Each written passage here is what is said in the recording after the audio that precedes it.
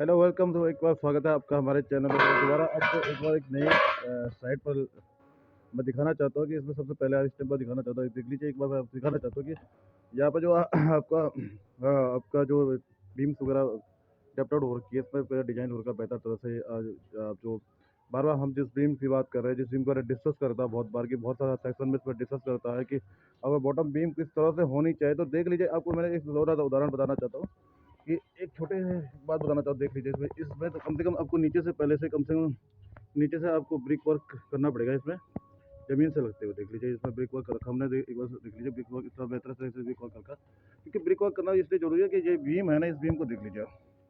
ये इसमें स्ट्रैप्स, इसके रिंग्स जो हमने बांध रखे, कम से 6-6 इंची का बांध रखा है। कम से कम इसमें 6 सरियों का यूज कर रखा है इन्होंने, कम से कम 12 mm और 10 mm की सरिया का यूज कर रखा है। तो अभी इसमें बताना चाहता हूँ कि सबसे मेन चीज़ क्या है कि ये जो बीम्स आपने डाल रखी है, इस बीम्स में क्या होगा, इसका जो लोडेड होगा इस बीम्स का, इसे कम से ट्रांसफर होना चाहिए कॉलम पर। इस कॉलम पर इसका लोडेड ट्रांसफर होगा इस बीम्स का।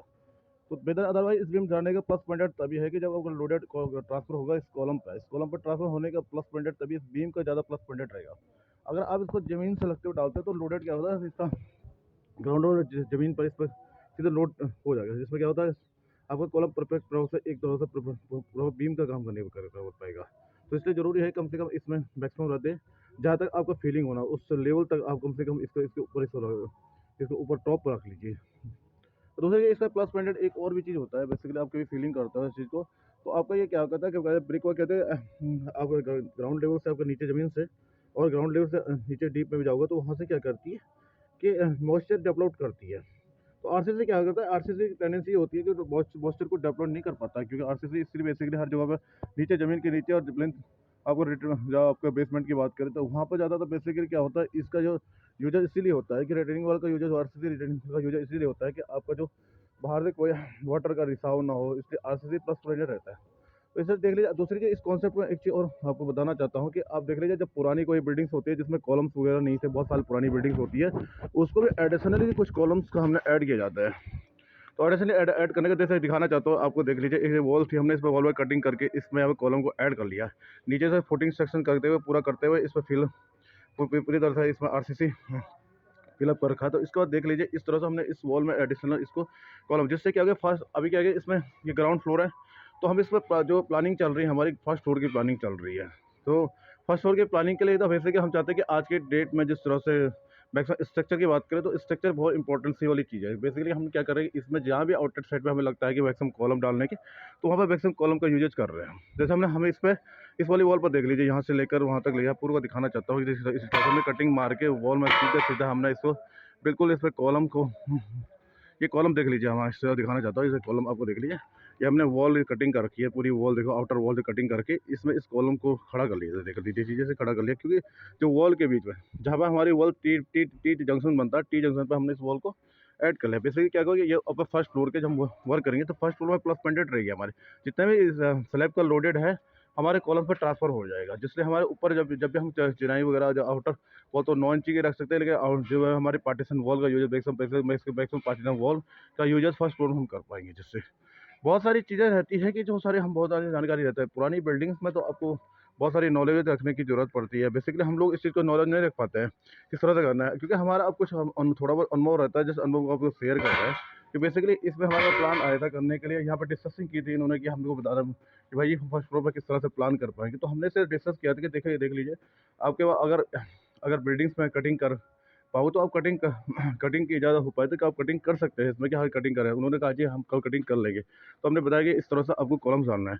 जैसे इसके ये आउटर और सेकंड साइड की बात करें तो उस साइड से भी बिल्डिंग के सेंटर पॉइंटेड में हम कोई कॉलम करेंगे, उसमें एडिशनल कॉलम का यूज ऐसे करेंगे स्लैब के हम कुछ कॉलम्स ऐड कर लेंगे। वो बाद में आपको इस चीज़ की जानकारी मैं दे दूंगा।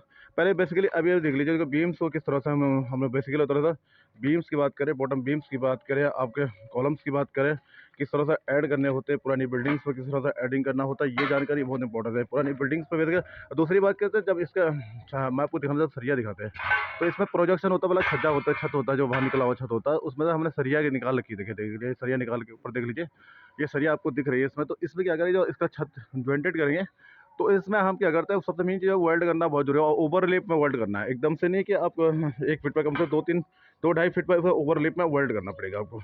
उससे आपकी क्या होगा कि अगर दो लंबे वेल्ड करोगे तो उसमें स्ट्रेंथ ज़्यादा बढ़ेगी। आप एकदम से कोने टू कोने वेल्ड करोगे तो उसमें स्ट्रेंथ का कोई प्लस पॉइंट नहीं हो पाएगा। इसलिए तो आपको ज़रूरी है कम से कम वेल्ड करने के लिए कि एक कम से कम 1 मीटर पर ओवरलैप करके उसको वेल्ड कर ली तो ज़्यादा प्लस पॉइंट देगा वो ज़्यादातर। आप बाइंडिंग वायर से बाइंडिंग करो तो ज़्यादातर उसमें प्लस पॉइंट नहीं रहता। वो तो खाली आपके कॉलम की, जब कॉलम की बात करें सेकंड फ्लोर पर जाता है तब जाके ओवरलैप करने के लिए बाइंडिंग। बेसिकली ज़्यादातर तो कंडीशन ये रखनी चाहिए कि आप उसको साथ वेल्ड करो। वेल्ड करोगे तो ज़्यादा स्ट्रेंथ देगा। तो कॉलम्स में ये देख लीजिए इन्होंने इस तरह से आपका रिंग से पे जो दे रखा है, तो ये तो बाइंडिंग वाले का बाइंडिंग करने का प्लस पॉइंट होता है। बिल्कुल एकदम से आपको इस तरह से बाइंड करना है कि जिस तरह से कभी भी आपका ये रिंग क्या खिसके ना। अगर इस तरह से आप करते हो तो कंडीशन अगर बाइंडिंग के तरीके से नहीं होगा तो ये आपका खिसक जाएगा, तो आपको कॉलम की जो स्ट्रेंथ हो और बेहतर तरह से आपको नहीं मिल पाएगी। तो इस तरह से कभी भी जो काम करते हैं तो उस तरह से बहुत इंपॉर्टेंस ही रहती है कि किस तरह से किसी पुरानी बिल्डिंग्स पर एडिशनल कुछ पार्ट जोड़ना है, क्या करना है। उसके लिए प्रॉपर हम आर्किटेक्ट को हायर करके प्रॉपर तरीके से आपको इस वर्क करने की ज़रूरत पड़ेगी। वैसे बहुत टाइम पर कंडीशन आती है कि जब लोग इसको नहीं कर पाते हैं। बहुत सारे लोग को क्या कॉन्ट्रैक्टर को उसके पूछते हैं, कहीं कहीं पर मिस्टेकिंग हो जाती है। इस मिस्टेकिंग ये ना हो कि ज़्यादातर आपको मिस्टेकिंग की कंडीशन देखनी पड़ी। बेहतर से बेहतर इंजीनियर का हायर को जो आपको अच्छी तरह से रेकमेंड करे और बताइए कल आपको पूरी प्रोसीजर किस तरह से आपको आने वाले 4 पिक्चर में आपकी बिल्डिंग की स्ट्रेंथ किस तरह से डेवलप हो पाए।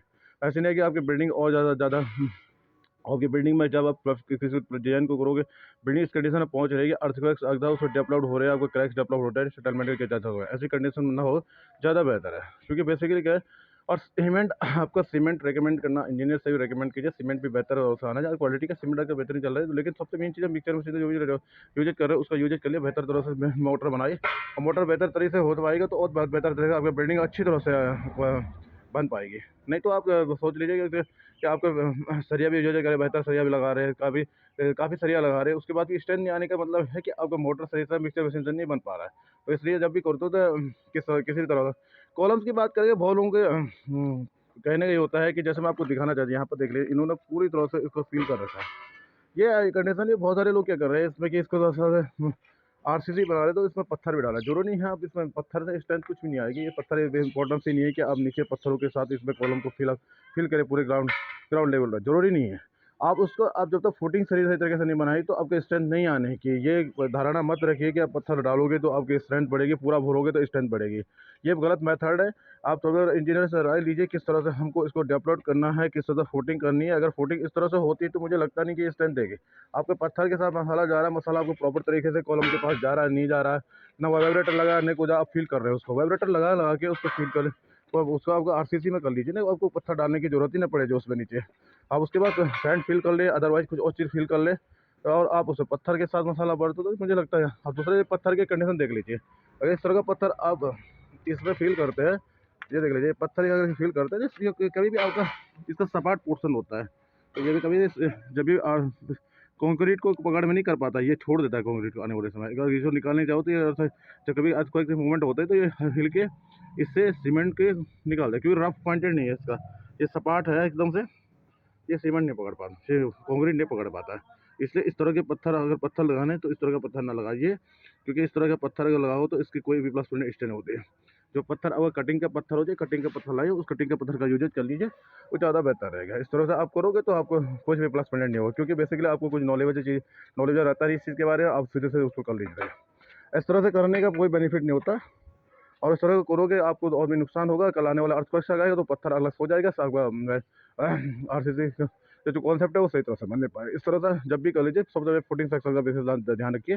फुटिंग सेक्शन सही होगा तो आपका सबसे अच्छा कॉलम्स की स्ट्रेंथ बढ़ेगी, की स्ट्रेंथ बढ़ेगी, आपकी बिल्डिंग अच्छा सेफ रहेगी। सेफ रहने का कंडीशन होता है तो आपका सेटलमेंट के चांसेस रहेगा, सेटलमेंट के चांसेस रहेगा तो आप बेहतर तरीके से उसको बेहतर तरीके से बना सकते हैं।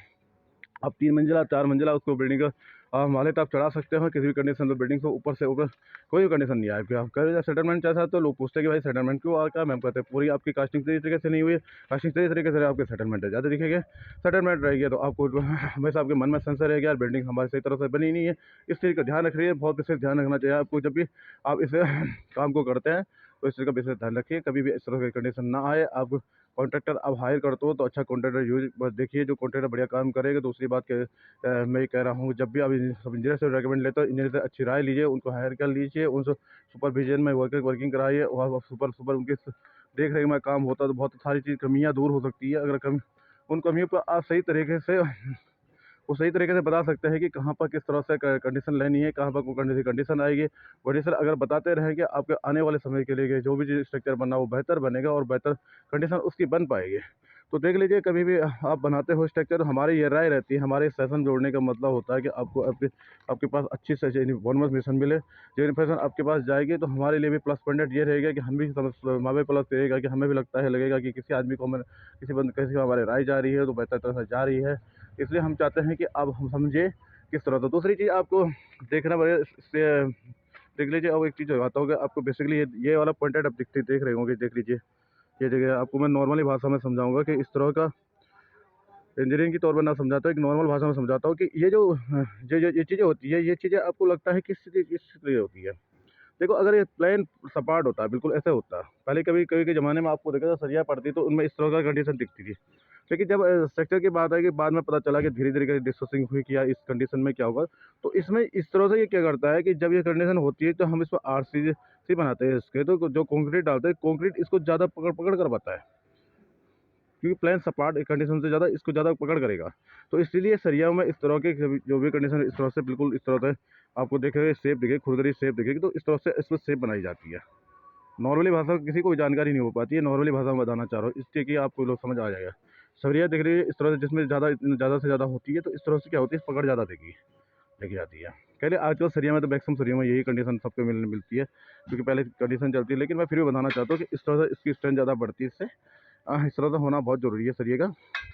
और दूसरी चीज़, आपकी बाइंडिंग भी बढ़िया होना चाहिए, आपका जो लोहार हो वो भी अच्छी तरह से आपका वर्क करे, और कम से कम मैक्सिमम डिस्टेंस आप ज़्यादा से ज़्यादा देख लीजिए, 6 इंची का डिस्टेंस मैक्सिमम ज़्यादा रखे। दो स्टेप के बीच में, जो आपके रिंग के बीच में, जो 6 इंची का डिफरेंट होना, बहुत ज़्यादा डिस्टेंस रखना। उससे ज़्यादा डिस्टेंस रखोगे तो आपकी स्ट्रेंथ धीरे कम हो जाए। इससे स्ट्रेंथ कॉलम या बीम को ज़्यादा स्ट्रेंथ मिलती है इन चीज़ों से। तो आप ज़्यादा से ज़्यादा सोच लीजिए, जब भी आप किसी चीज़ को डिजाइन करते हैं, इंजीनियर्स के थ्रू उसका स्ट्रक्चर की ड्राइंग बना लीजिए, या स्ट्रक्चर की ड्राइंग नहीं पड़ा तो स्ट्रक्चर से रिलेटेड उनको रिकमेंडेड के लिए पूछे कि किस तरह से क्या होना है, किस तरह से क्या, तो आपको बेहतर तरह से बता पाएंगे कि हाँ जी, इस तरह से क्या करना है। अपने सरिये को, अगर रिंग्स को इतनी डिस्टेंस पर बाइंड करना है, रिंग्स की डिज़ाइन इस तरह से करना है, कॉलम्स को इस तरह से डिज़ाइन करना है, कॉलम से आपके फुटिंग सेक्शन इस तरह से रहेगा, कॉलम से आपकी बॉटम का इस तरह से डिज़ाइन होगा, कॉलम का डोर बेंड के जरिए लटक्स रिंग्स किस तरह से आएगी, कितना आपका बार से यूज होगा, कितने का सरिया लगेगा, वो सारी चीज़ें इन्फॉर्मेशन आपके पास कंटिन्यू आती रहेगी। तो ज़रूरी नहीं कि आप एक छोटी सी चीज़ को लेके आप अपने आप ही खुद के स्वर्ग को कर रहे हैं। तो हम मानते हैं कि आज के डेट में लोग सोचते हैं कि थोड़ा एक एक फ्लोर हमने बिल्डिंग बनाई तो हमें कभी नॉलेजेबल नहीं। बहुत सारी चीज़ें आपको फॉर फ्यूचर आने वाले टाइम में सेटलमेंट देखा होगा आपने, बहुत सारा चीज़ें क्रैक्स डेवलप होते हैं, इसी कारण से डेवलप होते हैं। लोग इससे कंफ्यूजिंग होते हैं, इस चक्कर में ही होता है ये सारी चीज़ें। दिक्कतें वहीं से शुरू होती है जहाँ से आप लोग क्या सोचते हैं कि हमें पूरी चीज़ आती है। देखिए, अभी जब भी चीज़ें होती है, आप जानकारी लीजिए, बेहतर जानकारी लीजिए। आप बेहतर जानकारी लोगे तो आपको प्लस पॉइंट ज़्यादा होगा। आप इस तरह से सोचने बैठ जाएंगे कि हाँ जी, इस तरह से हो जाएगा, तो पॉसिबिलिटीज नहीं होती है। मान के चलो कि इस तरह बिल्डिंग या नॉर्मल काम होता है, आपको लगता है कि नॉर्मल होता है, लेकिन इसके लिए लॉन्ग लाइफ के लिए बनाइए। आज के हिसाब से मत बनाइए, लॉन्ग लाइफ के लिए। लॉन्ग लाइफ के लिए बनाओगे तो ज़्यादा बेहतर रहेगा। आप ये सोचोगे कि यार मैं आज मतलब बिल्डिंग, क्योंकि अर्थक्वेक का मोमेंट कितना भी हो सकता है, कि रेट एक्सचेंज के अकॉर्डिंग का 8 पॉइंट समथिंग आ गया है, 9 पॉइंट आ गया, 9.0 जो, तो इस तरह से अगर रेट एक्सचेंज आता है तो आपके लिए बहुत सारी कंडीशनें हो जाएगी। क्या होता है, बिल्डिंग्स को डिमोलिश होने में कोई कंडीशन नहीं हो पाती अगर स्ट्रक्चर सही तरह से डेवलप नहीं। इसलिए स्ट्रक्चर डेवलप कीजिए, बेहतर तरह से डेवलप कीजिए, बेहतर तरह से बिल्डिंग बनाइए। इस तरह से सेशन के कोई से पॉइंटेड होगा, कमेंट्स में लिखिए कि किस तरह की कुछ जानकारी लेनी है, उस तरह का कोई पॉइंटेड रहता छूटता है तो उस बारे में पूछिए। अगर कोई आपके समझ में नहीं आता है, कुछ चीज़ आता है, हमारे आपको ज़्यादा से जानकारी है, हम इंजीनियर्स के साथ आपको डिस्कस करवाएंगे कि हाँ जी है, इस बारे में आप बताइए कि क्या चीज़ हो जाए।